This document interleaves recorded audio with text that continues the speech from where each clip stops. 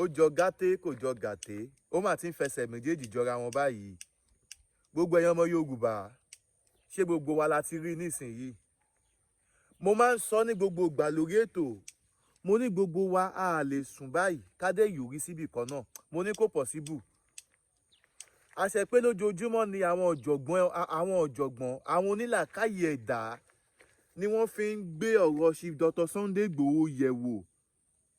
Àwọn tí wọ́n gbà fún Igboho nígbà tí Igboho bẹ̀rẹ̀, àwọn tí nǹkan tí Igboho ń ṣe nígbà tó bẹ̀rẹ̀, àwọn tí kò yé ṣùgbọ́n tí wọ́n jẹ́ onílàákàyè ẹ̀dá, tí wọ́n jẹ́ ọmọ ọkọ ilẹ̀ Yorùbá, tó dẹ̀jà sí pé ìlọsíwájú ilẹ̀ Yorùbá náà ni àwọn náà ń wá. Ẹ wo bí ọba Solomon sọ̀rọ̀, omi dẹ̀ ń jábọ́ lójú mi. Mo dẹ̀ wo fọ́nrán, mo wo fídíò tí ọba Solomon ṣe, tí wọ́n fi bá gbogbo àwọn gómìnà lọ́balọ́ba àgbààgbà aṣíwájú ilẹ̀ Yorùbá, tí wọ́n fi bá gbogbo wọn sọ̀rọ̀ nípa Chief Dr. Sunday Igboho.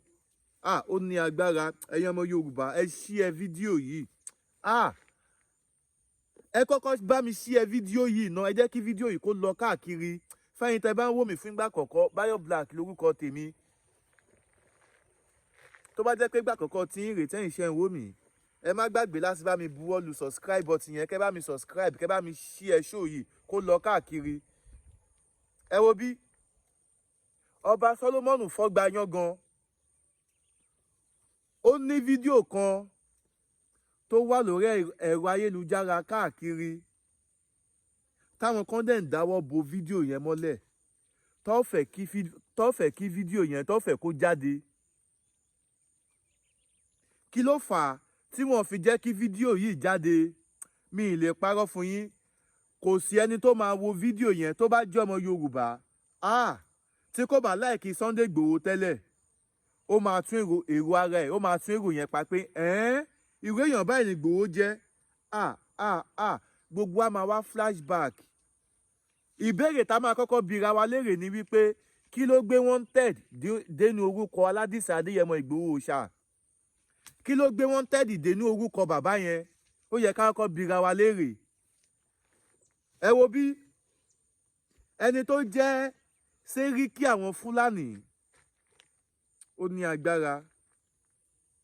Tó jẹ́ sẹ́ríkì àwọn Fúlàní, ó ní tóun bá gbọ́ orúkọ Sunday Igboho lásán, ó ní gbogbo ìfún òun máa pò pọ̀ ni, òtútù àmú òun.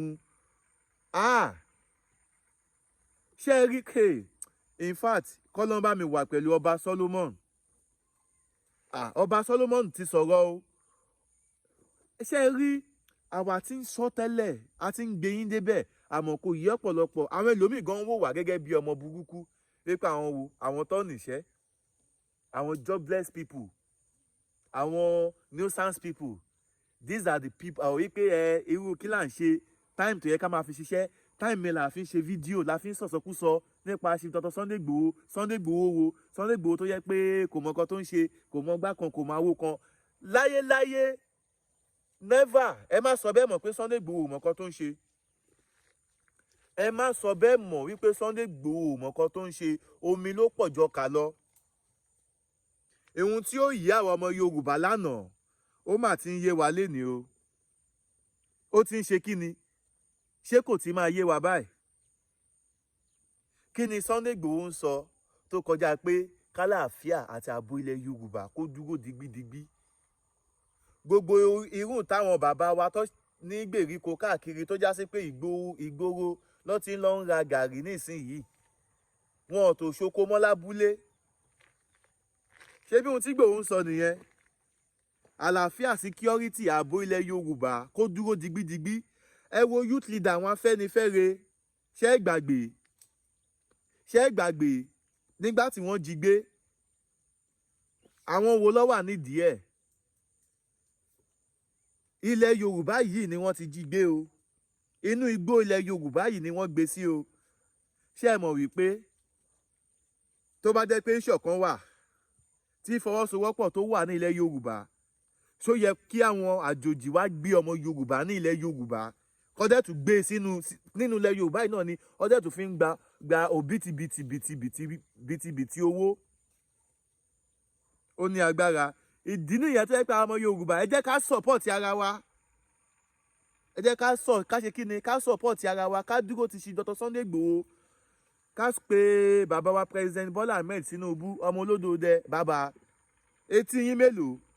Ṣẹ́yìn náà rí géèmù tó ń fẹ́ gbá fún yín báyìí, ẹ rí nǹkan tí collation ọmọ tí collation máa bí kò tí ì sẹ́ni tó mọ o. Bàbá Tinubu ẹ lo power tẹ wà yẹn, ìjọba Nàìjíríà gbé wanted lé orúkọ Aládìsí Adéyẹmọ Ìgbòho Òòṣà, ẹ bá wa lift wanted yẹn kúrò, ẹ mú Ìgbòho mọ́ra.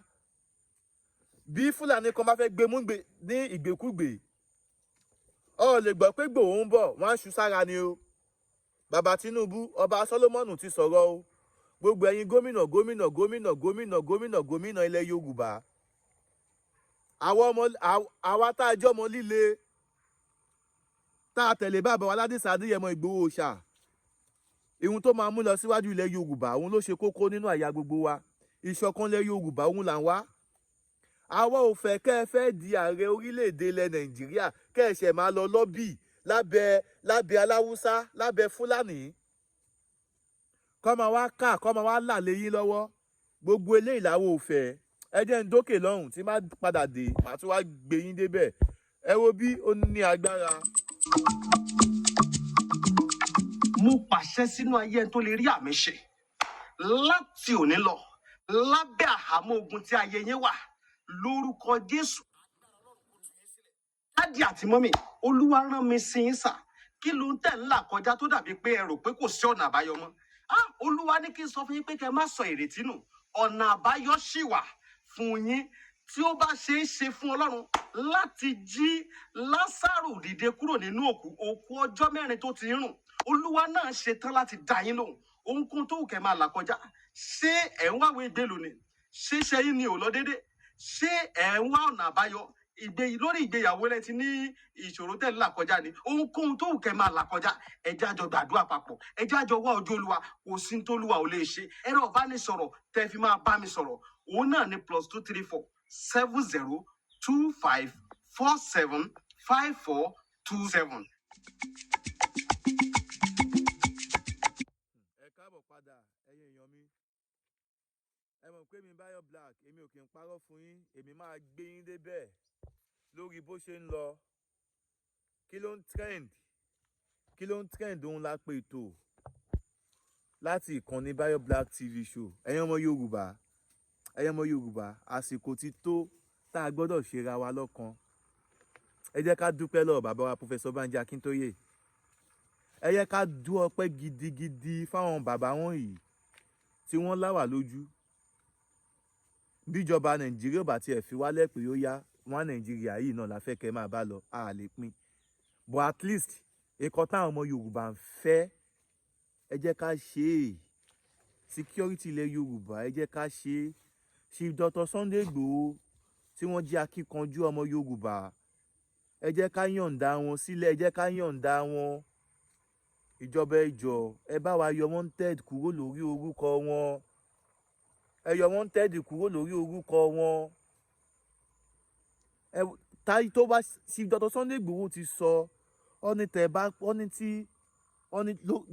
ní orí ètò security ilẹ̀ Yorùbá yìí, ó ní ẹni tó bá rún ìjọba kíjọba gbé fún, àwọn máa ṣalátìlẹ́yìn fẹ́ nìyẹn. Tó bá dẹ̀ gbélé àwọn náà lọ́wọ́, àwọn máa ṣe kí ni? Àwọn máa gbà. Wọ́n láwọn máa ṣalátìlẹ́yìn fẹ́ nìyẹn. Tó bá dẹ̀ gbélé àwọn náà lọ́wọ́, is welcome. Àmọ́ ihun tó máa ń run àwa ọmọ Yorùbá jù, torí pé nígbà tó ju ogun le, ọmọ líle kan ṣoṣo tá a rí Chief Dr. Sunday Igboho ni o. Ìgbà tí gbogbo inú igbó ilẹ̀ Yorùbá tó di igbá ìwọ̀ fọ́mọ Yorùbá, tá gbé ò lè ṣoko mọ́, Sunday Igboho la rí o. Abẹ̀yìn ẹ̀yin olórí wa, ẹ̀yin kábíyèsí. Ẹ̀yin gangan níṣẹ́ ìwà lọ́wọ́ ẹ̀. Gbogbo ẹ̀yin ọba tẹ́ ẹ ti gbàlejò bàbá olóyè Aládìsí Adéyẹmọ Ìgbòho Òòṣà, a kí yín. Ẹ kú ìfọmọ ènìyàn ṣe, àṣẹ apẹ́ lẹ́nu, ẹṣin ọba á jẹ kó pẹ́, ẹ ṣé gidi gan ni.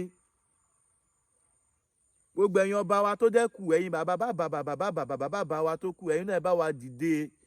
Ẹ wò ó, òkè ó di ọba mélòó tó wẹ́kọ̀mù Chief Dr. Sunday Igboho tí ìjọba rọ̀ lóyè. Àsìkò nìyí tẹ́yin bàbá wa gbọ́dọ̀ bá wa dá sí. Ẹ jọ̀ọ́, ọ̀rọ̀ Chief Dr. Sunday Igboho ẹ bá wa dìde. Bayo Black lórúkọ tèmi. Mo kí gbogbo ojú tó ń wò mí, ojú tẹ fi ń wò mí ò ní fọ́, bẹ́ẹ̀ náà ni etí tẹ fi ń gbọ́ mi, etí náà ò ní di láṣẹ Elédùmarè. Tó bá jẹ́ pé ìgbà àkọ́kọ́ tí ń rèé tẹ́yin bá ṣe ń wò kàn nìyí, ẹ má gbàgbé láti bá mi subscribe sórí ìkànnì yìí. Ẹ wo bí mo sọ yìí, mo dúró ná, ó tún dijọ́ mi, ìjọ re. A ó máa bọ̀bẹ ní bẹ́ṣu àtẹ́lẹsẹ̀, a sì máa bẹ̀nà wò. Gbogbo ẹni bá ní a má bọ̀, òun náà là ní dé bá láṣẹ Elédùmarè. Mo sọ yìí, mo dúró ná, ó tún dijọ́ mi, ìjọ re, ire o.